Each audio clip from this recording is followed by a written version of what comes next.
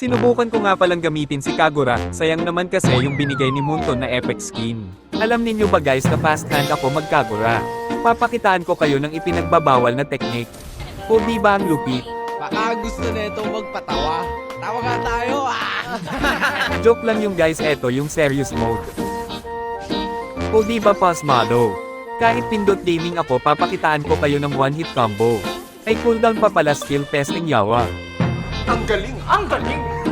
Habang ako ay mapayapang nag-clear ng minions. Nakita kong nag-ulti sa hangin yung Kagura.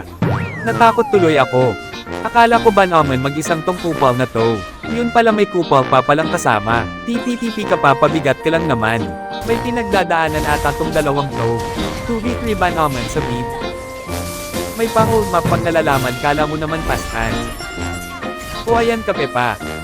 Eto namang alo namin broken. Nag 1v4 ba naman? Siyempre dahil kupal ako, kikiyas tayo.